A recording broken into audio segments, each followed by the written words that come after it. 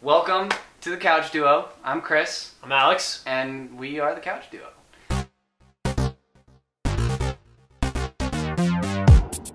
And our first story comes out of the tech world. Apple is suing Samsung because the Galaxy S and the Tab, their tablet and one of their smartphones, Apple is saying is very much similar to the iPhone and the iPad, and it's infringing on their patents for those devices. Now, you're very passionate on this story. I am. Right, this is your playing field. Basically, the story is that Samsung has this new Galaxy tablet, and Apple is saying that the Galaxy is infringing on the patents put in place for things like the iPhone, the iPad, and things like that. Now, my argument. These are patents, okay? These are things that you make because you've designed the technology, you've had the idea, and you want to capitalize on that. Anybody that takes your idea, you can sue them, and that's exactly what they're doing here. The things, and then my side of it is, I'm all for, I understand that you want to patent it, like they have the iPhone, and they have the iPad, and all that stuff, but the Galaxy and the Tab and the Galaxy S, which are the two main ones that they're arguing with as far as Samsung goes.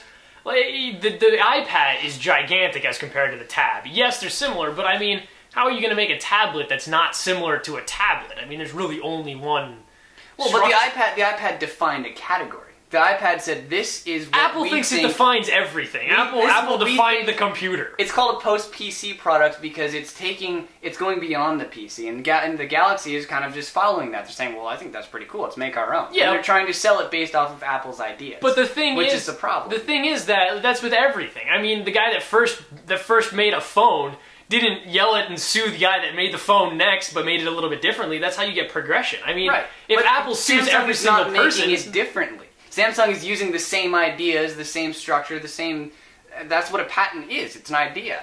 Yeah, but it depends on, it really honestly depends on what you're patenting it. If you're patenting, like, an intellectual idea, like if they're patenting the processors or the user interface or the operating system or something like that, I can understand that, because that's more technical. You put time and you put effort into doing that stuff. I mean, suing because, a bar phone with a touchscreen interface and one single home button looks like the iPhone, I think that's stupid. I mean, it's a design for the outside of the phone. I mean, it's not something that really took Apple that long to think up. Yeah. It's got rounded corners and it's square. Literally, that's what it said in part of the argument for the thing. Yeah. So it's interesting to see where this goes. It may end up biting Apple in the ass, or it may end up being bad, and Samsung takes a dive for it. No matter what, it's going to advance the technical, world, and companies are going to learn for it, and hopefully, if Samsung learns anything from this, it's develop an original idea. And go beyond. It's Samsung that needs to learn something. You know what, iPad? You're not good enough. I'm going to make this Galaxy thing, and it's going to look like fucking Milky Way, because that's what Galaxy is, alright? And that's what Samsung should do here. They should take it beyond Apple. Yeah, Apple's idea works, but then Samsung beat it. I challenge you to beat it. That's basically my. But the thing is, if you're going to challenge someone to beat it, and then you're pissed because they do something similar because your idea worked in the first place, you can't get pissed about that. What was our next story? The electric car. Electric cars. The infrastructures for the electric cars in the U.S. and what cities are ready, supposedly, to take on the electric cars. Now, this one, Ford came out with this. They built a map, okay? And you look at a map of the U.S., and it's got the major cities on it. And basically all they did was said, well, they have a lot of outlets and a lot of power in these major cities. And I think if we plugged electric cars into these outlets, the cities could handle them. And that's not doing any research. That's just taking a map and saying, well, that makes sense.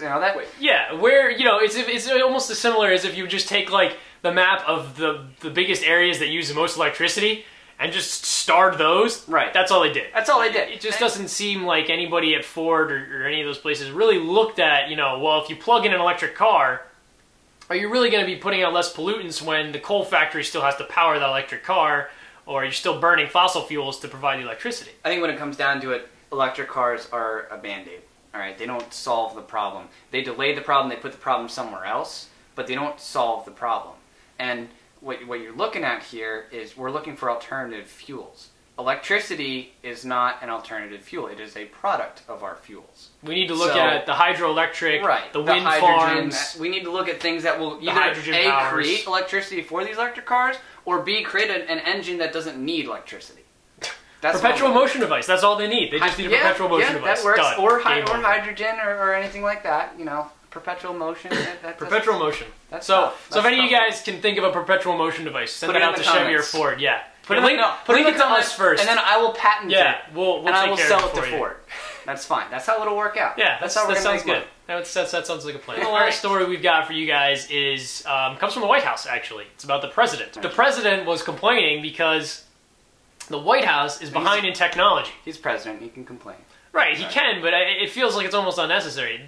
What the president's basically saying is that the White House is almost 30 years behind the rest of the country in technology as far as the wireless and the mobile devices he's using, and just basically the technology that's implemented in the White House. It's not on par with what the rest of the world is. And, it's not on par with, like, Kmart. Yeah. Honestly, when it comes down to Starbucks has better infrastructure than the White House does. If you're 30 years behind, I mean, think about what was 30 years ago. 30 years ago we were the first cell phones. Yeah, and those were like the big block wind-up phones If the president is walking around and this is that's the president is using an older style BlackBerry. I mean, he's using almost the Gen 1 Blackberries because they won't give him anything updated for security purposes. Secure, and and I mean, to an extent, like, I understand that it needs to be secure, but how hard is it? I mean, you're the president. How hard is it to secure a new BlackBerry? Or just use an iPhone? I mean, Apple already locks those things down tighter than Fort Knox anyway.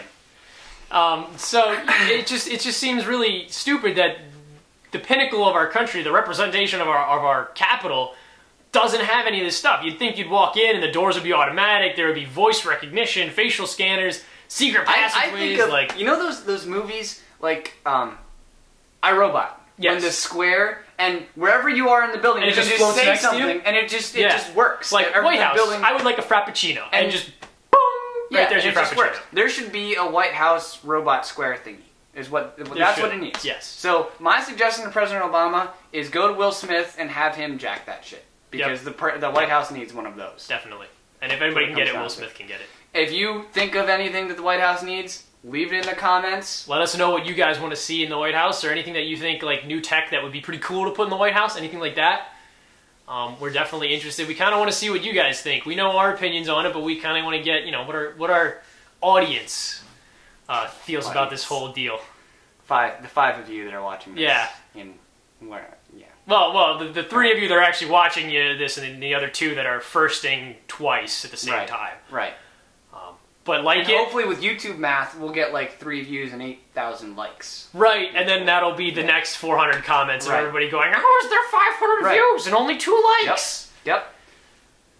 So hit the like button. Subscribe to us if you like what's going on, or if you want to try and help us out. Lots more to come. We've got some great segments, some comedy, some good things coming to you.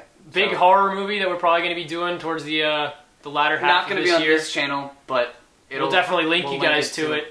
If you want links to our stories or anything we talked about today, check out the description down there. Right next to the like button, by the way. It's very close. I don't know if you've noticed that. In the general region. But you could accidentally click that while you're looking at the comments. Yeah, nothing hurts. So. Like, subscribe, favorite us, check back, give us some input. All that stuff definitely helps us out. I'm Alex. I'm Chris, and we're the Couch Duo.